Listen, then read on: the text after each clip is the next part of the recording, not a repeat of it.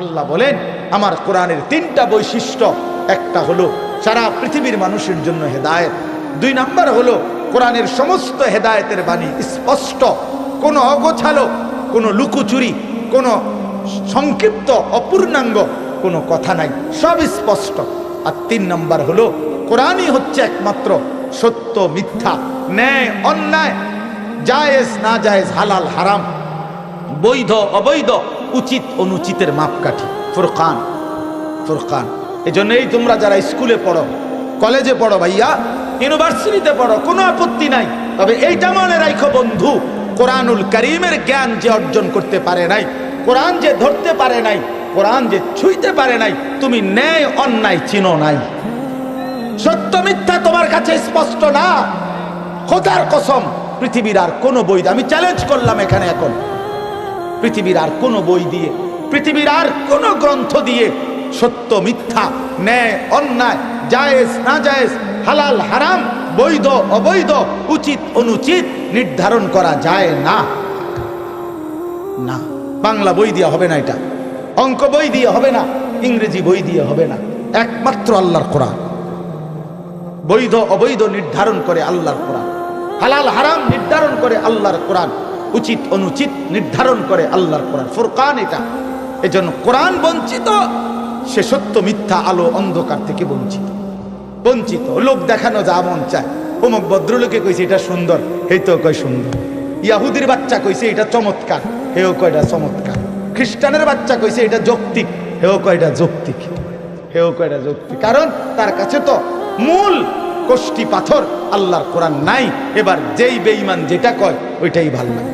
এই জন্য দেখেন না, আমাদের যেই ছেলেদের কোরআন সুন্নাহর আলোকে নবী সাহাবীদের চুল থেকে যারা বঞ্চিত, তাদের আর চুলের নির্ধারিত কোনো স্টাইল নাই, যখন যেটা দেখে, যেটা ভাল লাগে। দেখেন যারা নবী এবং সাহাবী আউলিয়াদের পরনের পোশাক থেকে বঞ্চিত, তাদের আর নির্ধারিত কোনো প্যান্ট আর শার্টের মডেল নাই, যখন যেটা ভাল লাগে ওইটাই কিনবে, যখন যেটা চলাফেরা ভালো লাগে সেটাই ভালো লাগে। তার মানে আল্লাহ থেকে বঞ্চিত, রাসূল থেকে বঞ্চিত, তো সে সত্য সঠিক ইনসাফ ন্যায় পরায়ণতা থেকে বঞ্চিত, বঞ্চিত। সর্বশেষ কথা হলো আল্লাহ বলেন ফামান শাহিদা মিনকুমুশ শাহরা ফালিয়াসুমহু, অতএব আমার বান্দা তোমাদের যারাই রমজান মাসে আসবা, পৌঁছবা, তোমরা রোজা রাখো, আমার হুকুম মাইনো। আল্লাহ বলেন, আল্লাহ যেন মহব্বত করে বলছে, বান্দা রোজা রাখো, বান্দা আমি তোমারে মুত্তাকি বানাবো, আমি তোমারে জান্নাতি বানাবো, আমি তোমারে জান্নাতি বানাবো। এজন্য দোস্ত, এই শেষ বেলায় আমার এই শেষ কথা এটাই, আমাদের সামনে মাহে রমজান, তোমরা যারা কিশোর নওজোয়ান আছো বাপ, তোমাদের কাছে অনুরোধ, রমজানকে মনে করে সামনে রেখে তোমরা তোমাদের জিন্দেগি বদলাও। এই জীবন এভাবে চললে হবে না ভাইয়া, তুমি সুখ পাইবা না। কোনো বেঈমান দুনিয়াতে ইজ্জত পায় না, আখেরাতে তো কিছুই নেই। কোনো সুদখোরকে কেউ সম্মান করে না, কোনো চরিত্রহীন লম্পটকে কেউ সম্মান করে না ভাইয়া, কেউ রে না। মানুষ মন্দকে মন্দই বলে, মানুষ উত্তমকে উত্তমই। কোনো লম্পট চরিত্রহীন, কোনো মদখোর গাঁজাখোরকে কেউ জোনায়েদ বাগদাদি বলে না, কেউ বাইজিদ বুস্তামি বলে না, বাটফারকে বাটফারি বলে, নেককারকে নেককারই বলে। মানুষ আলোকে আলো বলে, অন্ধকারকে অন্ধকার। এখন যে কোনো মানুষকে জিজ্ঞাসা করলে সে বলবে অন্ধকার, দিনের আলোকে দিনের আলোই বলে। এজন্য সাদাকে মানুষ সাদাই বলে, কালোকে মানুষ কালোই বলে। তার মানে আমরা আরবিতে পড়ছি অফিকা উয়ুবুন ওয়ালিন্নাসি আয়ুনুন, তোমারও দোষ আছে, মানুষেরও চোখ আছে, আরবি প্রবাদ। তার মানে তুমি ভাইবো না, তুমি বুদ্ধিমান, বাকিরা বোকা না। সবাই ভাতে খায়, তুমি কেবল ভাত খাও, বাকিরা সবাই চিরা খায়। বিষয়টা এমন, সবাই ভাতেই খায়, কাজে বুঝবে না কেন, বুঝবে না কেন? আল্লাহ নবী সাল্লাল্লাহু আলাইহি সাল্লাম বলছেন, অন্ধকারে একাকিত্বে যে গুনাহ করে, খোদার কসম আল্লাহ নবী বলছে দিনের আলোতে আল্লাহ তাআলা তার চেহারার মধ্যে সেই অপরাধের চিহ্ন ভাসিয়ে দেয়। এজন্য মানুষ দেখলেই কয় নাফরমানি তো করছে, গাঁজা তো খাইছে, নেশা তো করছে গোপন কোনো জায়গায়, কিন্তু বাইরে হইলে মানুষ চেহারার দিকে তাকাইলেই বলে, দেখতেই বোঝা যায় ফুটটা খুব।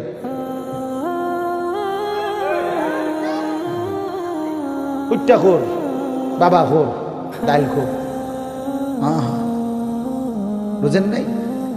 চেহারা দেখলেই বোঝা যায়। আমি তো এই জন্য অনেক সময় বলি যে অনেক ছেলে আছো তোমরা, তোমাকে সমবয়সী বন্ধু, তোমার চুল এবং তোমার স্টাইল দেখে কয় দোস্ত তোরে সেরকম লাগে। আমি বলি যে তুমি একটাবার জিঙ্গাইলা না দোস্ত, সেরকম তো লাগে বুঝলাম, সেটা কেডা? সে কে? যার মতো লাগে সে কে? তুমি তো আমার একটা কারো না কারো মতোই কইতে চাইছো যে সেরকম লাগে, তো সেরকমটা কে? সে কে?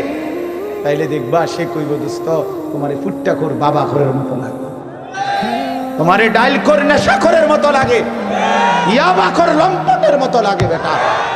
এই জন্য দুশ্চরিত্রকে কেউ ইজ্জত করে না, বেহায়া নারীকে কেউ সম্মান করে না। কোন বেপর্দা নারীকে দেখে রাস্তার কোন লম্পট, কোন বখাটে দুশ্চরিত্র মানুষ যারা নারীকে দেখে, বেহায়া বেপর্দা নারীকে, তাকে নিয়ে কেউ রাবেয়া বসরির কল্পনা করে না, রাবেয়া বসরির কল্পনা করে, তাকে নিয়ে অসভ্য কল্পনাই করে, উলঙ্গ কল্পনাই করে। জন্য ভাইয়া নিজের কদর করো, এটা উপলব্ধির বিষয়, এটা উপলব্ধির বিষয়। আল্লাহ আমাদেরকে বুঝ দান করেন। আল্লাহ তাআলা আজকের এই মাহফিল ভরপুর কবুল করে নেন। যাদের ভালোবাসায়, যাদের আয়োজনে, যাদের আন্তরিক প্রচেষ্টায় মাহফিল হয়েছে, আল্লাহ তাআলা সকলকে উত্তম বিনিময় দান করেন। আগামী দিনেও আল্লাহ তাআলা এই মাহফিলকে কায়েম দায়েম করে দেন। আমরা সবাই রমজানকে কদর করব তো ইনশাআল্লাহ? বলেন ইনশাআল্লাহ। ও যেন ওই সাদা গেঞ্জি ছেলে একটা মিনিটের জন্য মোবাইলটার থেকে চোখ সরাইছে। মানুষরে বললাম না, জানোয়াররে বললাম, কিছুই বুঝে না। এক মিনিট, এখন ভাল লাগছে নি ভাই? তো শরম পাইলেন সবাই? এক মিনিট চোখটা ফিরাইছে না, এইটার দিকে তাকাইয়াই রয়েছে, মানে পুরাটা নজর এটার দিকে। কারে বলি, কেন বললাম? আমি ছাড়তে রাজি না, আমি দরকার আর কোনোদিন আসবো না, কোনো অসুবিধা নাই, কিন্তু আমি ছাড়তে রাজি না।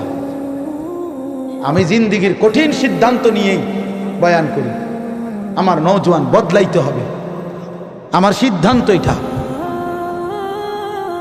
বদলাইতে। কেন এতগুলো আবেদন, এতক্ষণ ধরে অনুরোধ, কোনো কানে লাগলো না? কোনো কানে লাগলো না? এটা কেমন কথা বলেন? এটা কেমন ধরনের অসভ্যতা? এতক্ষণ পর্যন্ত বললাম, এতবার বললাম না, কোনোভাবেই। আমি বললাম না, অনেকের সিদ্ধান্ত এটা যে হুজুর আমি জীবনে কারো কথা শুনি নাই, আমি শুনবো না। আল্লাহ আপনাকেও মাফ করে দেন। হ্যাঁ ভাইয়া, আমি আমার কথা স্পষ্ট, এটা তোমরা ফিরবা না কেন ভাই? আগামী দিনের ইসলামের জন্য লড়বে কে? আরে দুইটা স্লোগান দেওয়া দোস্ত আর বাস্তবতার ময়দান এক কথা না।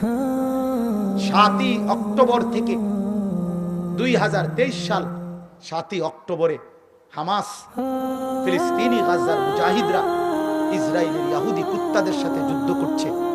আজকের এই দিন পর্যন্ত যুদ্ধ করছে, সব হারায় ফেলছে এক একজন, মা বাবা, পরিবার, স্ত্রী, সন্তান, বসত ভিটা, মাটি,